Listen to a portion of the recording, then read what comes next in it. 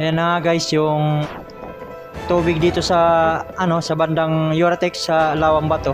Malapit nang umapaw dyan sa amin. Ayan, so makikita nyo talagang naapaw na.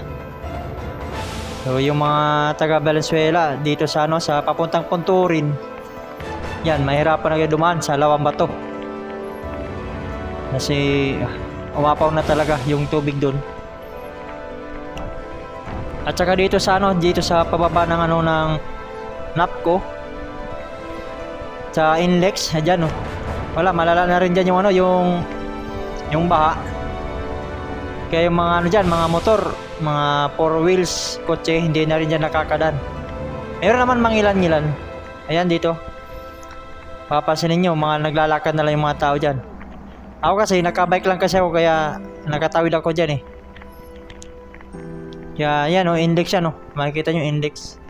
Sa index nakakadaan pa naman dito. Pero dito sa may sa may na daanan na ng mga motor, wala na. Hindi na makadaan dyan ng basta-basta yung motor. Yung iba nagtutulak. Ayan tinulak nila dyan. Ayan nga lang, sakripisyado yung mga motor nyo dyan. Kaya iingat na lang tayo guys. Ang lakas ng ulan. Lalo na dun sa mga sa mga lugar na mga talagang binabaha agad dito sa Maynila. Dito, yung lugar na yan dito sa dito yan sa sa Valenzuela. Ayan, Valenzuela. Yan napakalakas talaga diyan yung yung agos na ng parang ilog na eh. Yan.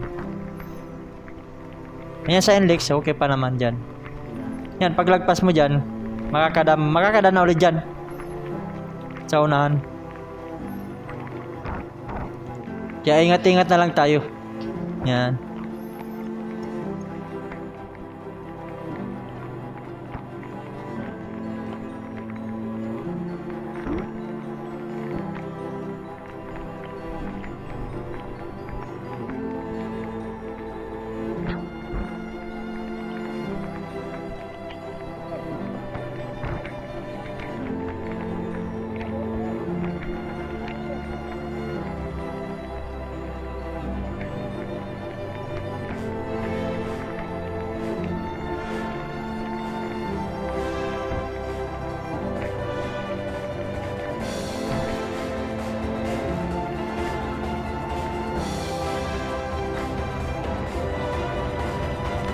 Then dito naman yan sa may sa may Pure Gold.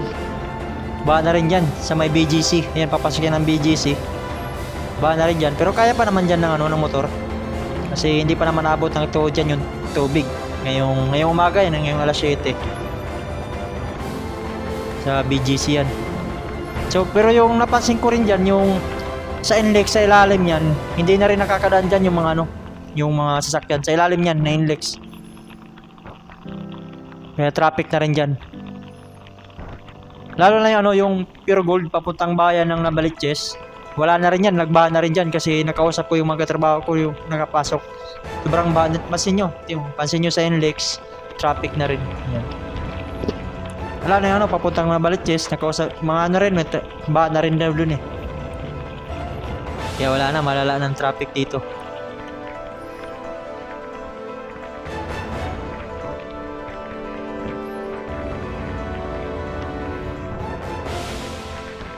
Ayan dyan, papuntang papuntang San Diego. Ayan. Baka na rin dyan.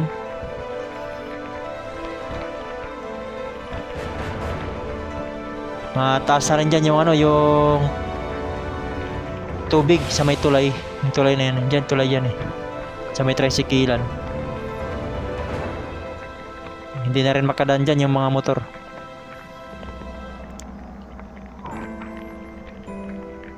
Yan Yan, kaya ingat-ingat na lang tayo. Yan, malalim na rin dyan. Kaya yun na guys. So, ingat-ingat tayo. Lalo dito sa sa buong Maynila na inuulan. Tsaka binabaha. Yan. God bless. Tol. Yan. Sana hindi na lumala yung gaano yung baha. Kasi marami talaga maapektuhan sa atin dito sa Manila.